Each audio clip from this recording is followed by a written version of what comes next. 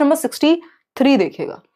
Question number 63 क्या कहता है? In many places acid rain. अब ये कॉमन सेंस वाला क्वेश्चन है। एसिड रेन जो है आपकी, जो अम्लीय वर्षा बोला जाता है, शायद पहली बारिश में होता है, कुछ तो इस तरह का है।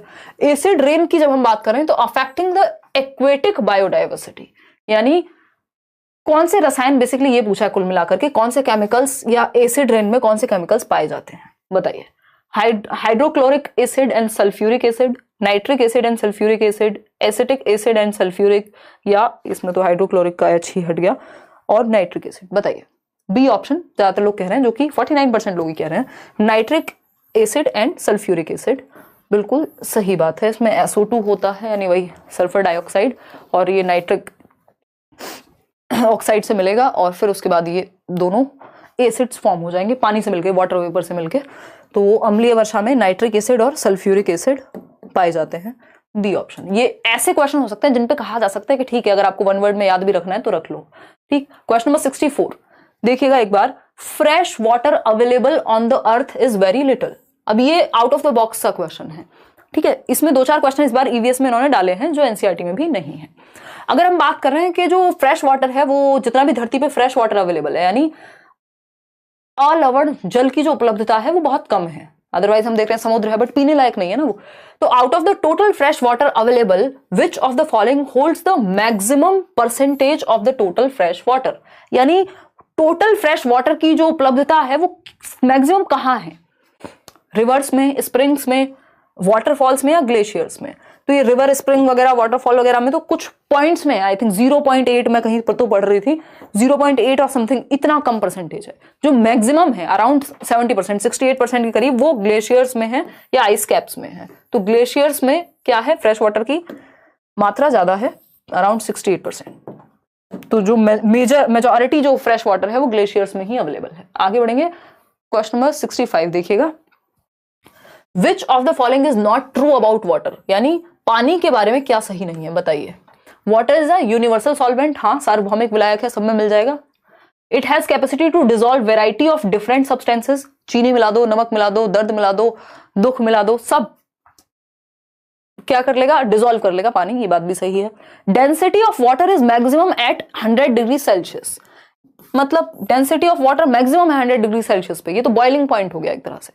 Water exist in all the 3 states of matter, यानी गैस, सॉलिड, लिक्विड, तीनों अवस्थाओं में पाया जाता है। ये हम बचपन में पढ़ते थे, ठीक है ना, कि वाटर वेपर है तो गैस बन गया, आइस क्यूब बना लिया आपने फ्रिज में रख के तो सॉलिड बन गया, और क्या बचा? सॉलिड, लिक्विड और गैस। तो लिक्विड तो आप पानी पी ही रहे हैं, अभी हम पानी की ही बातें कर रहे थे। तो तीनों स्टेट में ही अवेलेबल है, ठीक। सॉलिड, लिक्विड, गैस, तीनों मैटर में मिल जाएगा, ठीक है। लेकिन ये 100 डिग्री सेल्सियस जो है मैक्सिमम डेंसिटी नहीं है वाटर की। 4 डिग्री सेल्सियस जो है मैक्सिमम डेंसिटी होती है, ना कि 100 डिग्री सेल्सियस। ये तो बॉइलिंग पॉइंट होगा। तो C option is the right answer over here. आगे बढ़ेंगे। मतलब ये पानी के बारे में सही बात जो नहीं थी वो सी थी, बाकी तीनों सही बातें थी। क्वेश्चन नंबर 66 देखिएगा। क्वेश्चन नंबर 66 देखिए और जवाब दीजिए। जवाब क्वेश्चन नंबर 63 आया भी नहीं, 64 का पोल आ गया है। मैम है सो रही हो तुम? हैं यहाँ पे कितने दुखी हैं लोग।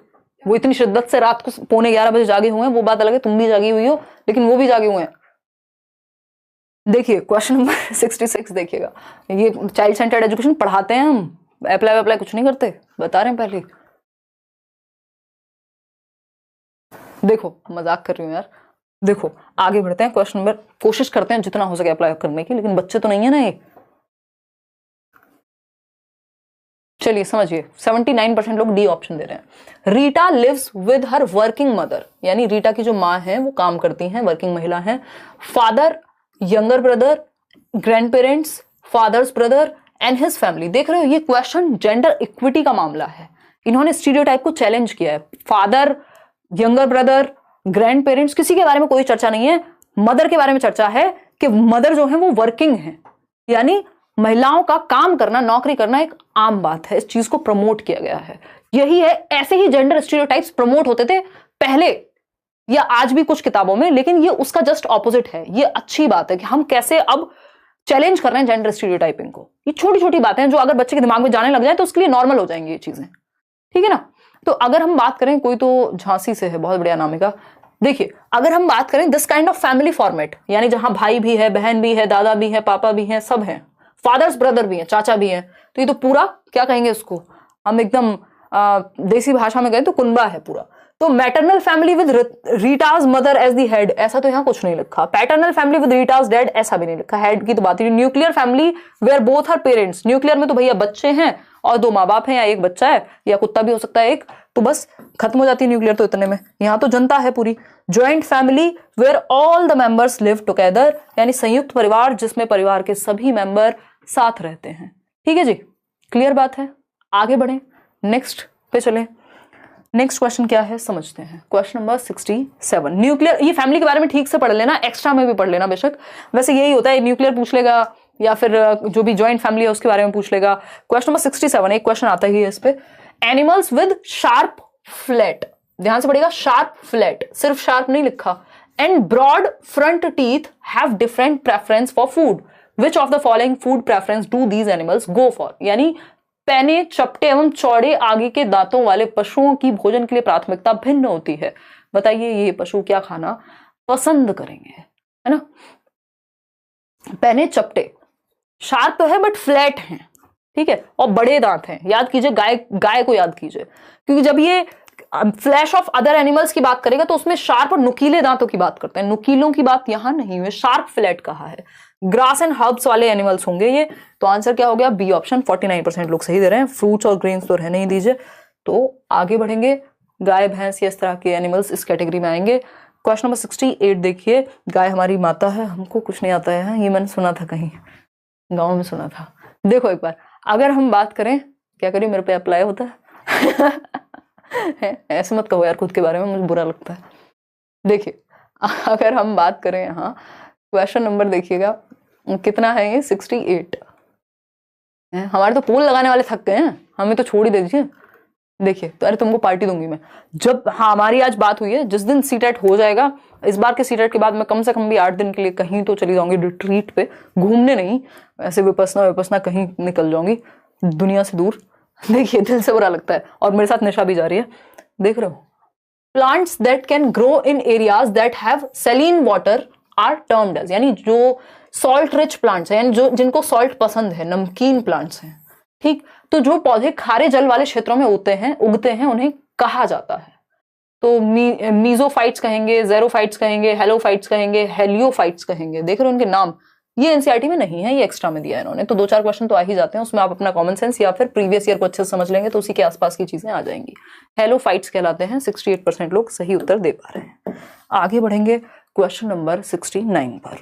देखिएगा क्या पूछा है। The paintings that depict a story in which only natural colours are used, यानी वो पेंटिंग्स जहां पे सिर्फ नेचुरल कलर्स का ही प्रयोग हुआ है, प्राकृतिक रंगों का प्रयोग हो रहा है। पेंटिंग्स आर कॉल्ड एज चित्रकाठी, है ना। शुरुआत में लग रहा था पढ़ते हुए कि मधुबनी पेंटिंग की बात कर रहे हैं, क्योंकि वही इनका फेवरेट है। कोई कह रहा है मुझे भी ले जाएगा, ले जाएंगे, पूरी पंचायत को ले जाएंगे, है ना। वहां अकेले जाने का क्या फायदा है, भगवान का नाम लेने जाओ या ऐसे सेल्फ डिस्कवरी पे जाओ, वहां क्या करोगे अकेले, पूरे मस्त अपना मंडली लेके जाएंगे, कोई दिक्कत नहीं है। हिमालय पर जाना सन्यासी बन के आना, सौम्या कह रहे हैं। अरे हम लोग लिविंग मॉन्क्स ही हैं एक तरह से। निशा को नशा सुनाई दिया, वाह वाह सौम्यन वाह, हैं सीख गए हो। लेकिन हमारी क्लास में मजाक सिर्फ हम करते हैं, समझे। देखिए अगर हम बात करें, क्या चित्रकाठी पेंटिंग की बात हो रही है, और ये नेचुरल कलर्स से तैयार होती है। ये कहाँ बनेगी, कोई तो महाराष्ट्र से था, अभी महाराष्ट्र में बनेगी। ये फैक्चुअल क्वेश्चन है, इसमें मैं और आप क्या ही कर सकते हैं। मधुबनी पेंटिंग्स बिहार में, मधुबनी डिस्ट्रिक्ट के नाम पे। क्वेश्चन नंबर 70 देखिएगा। इसके बाद सिर्फ हिंदी और इंग्लिश के 15-15 क्वेश्चन बचते हैं।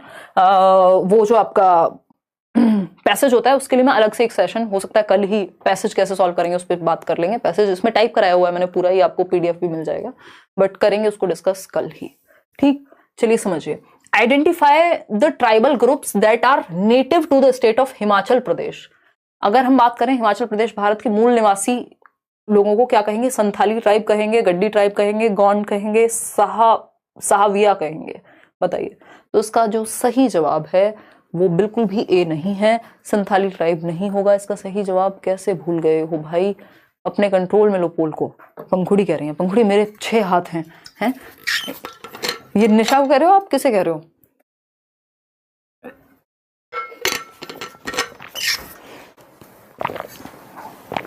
देखिएगा, अगर हम बात करते हैं 70% लोग 70 छोड़ दो 34% लोग, नहीं, इसका आंसर होगा Gaddi tribe, Gaddi tribe basically. B option is the right answer. आगे बढ़ेंगे नेक्स्ट क्वेश्चन, पोल पे ध्यान रखना थोड़ा।